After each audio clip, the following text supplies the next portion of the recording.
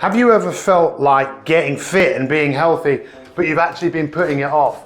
In today's video, we're talking about how to beat procrastination. Procrastination, what does it mean? It means putting off until tomorrow. In the video, I'm going to show you exactly how to conquer procrastination so you can be fit, healthy, happy, and fulfilled.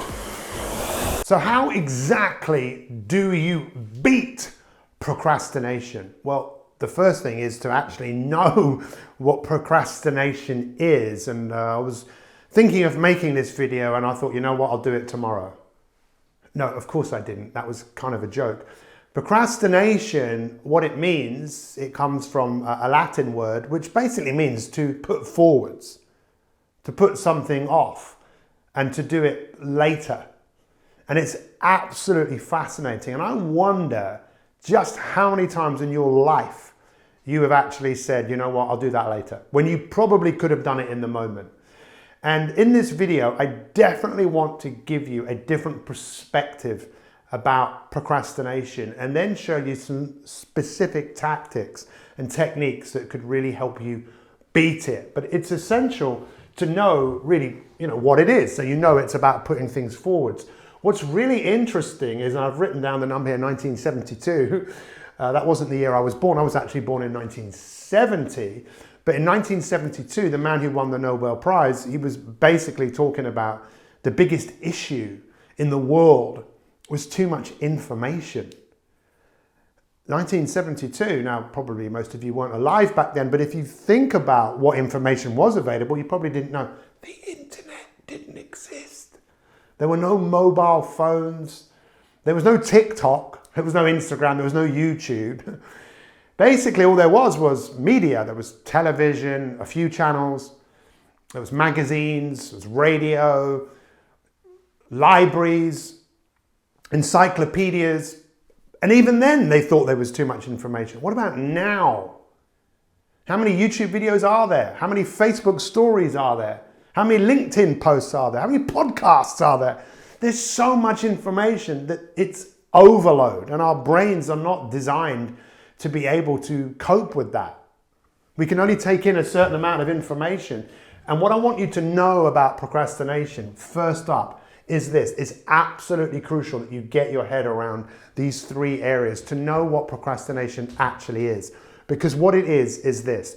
Procrastination is when you intend to do something. Your intention is there to do something. I intend to exercise. I intend to keep a journal. I intend to make that phone call. So the intention is there, but then you voluntarily delay it. There's an action you choose. You've made the choice, and you know that you've made the choice to delay it. But this is where procrastination starts to really eat people up, because it's knowing it's knowing that by doing this, you are inhibiting you moving forwards in your life. Look, if that's the only thing that you took from this video today, it's that. It might make you more aware. And awareness is always the first step to know that procrastination is you intend to do something, you delay it, and you know that by delaying it, you're leaving a space in your life. You're not progressing. And most people, what they're putting off in their life is becoming their best. Most people are putting off, we call it the big three. Most people are putting off being healthier and having more energy because they don't feel like it.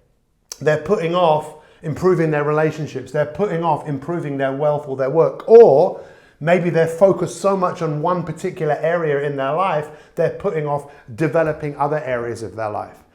We say a lot, a great life, a great business, it doesn't happen just by chance, right? Waving the magic wand. It happens by design.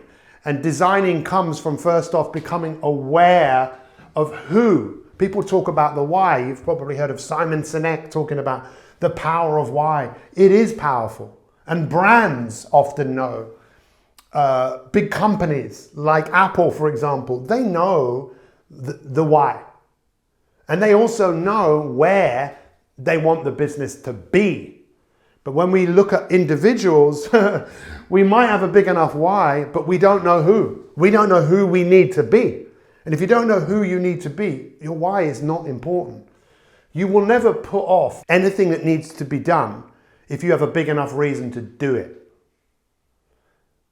And what's fascinating about human beings and human behavior is what tends to drive us is a dissatisfaction of where we are. Something happens, a disaster, a prognosis, a diagnosis. It pushes people forwards. They don't procrastinate until they get comfortable. And most people are so comfortable, they're not acting. And on top of that, it sounds all doom and gloom, but it all starts with awareness, is to understand how the mind works. The mind works, it plays tricks on us. Who's controlling your mind? There are many influences that control our mind, but ultimately it's what you're doing with it. And we talk about this, we've mentioned it many times, I'll say it again. In Buddhism, they call it dukkha. In Hinduism, they call it maya. What that means is the part of our brain that will easily give in to temptation, that will all easily create illusions and fantasies that will make us worry and feel guilt and feel not particularly inspired to move forwards, to give in to temptation. So what I encourage you to do, if you want to beat procrastination, you've got to be driven by something that is in front of you. You've got to be driven by something you identify with what's in front of you. And it doesn't mean identifying with what you want to have. It's identifying with who you actually could be if you put your mind to it. But what are you putting your mind to? Most people are putting their mind to things where they just keep going around in circles.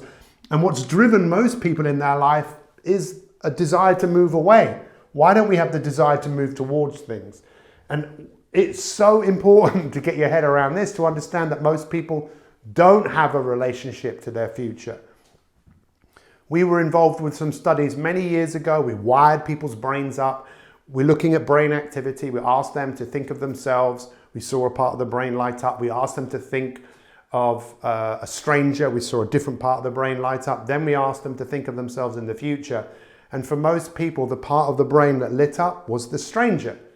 What does that mean? It means most people don't identify with themselves in the future.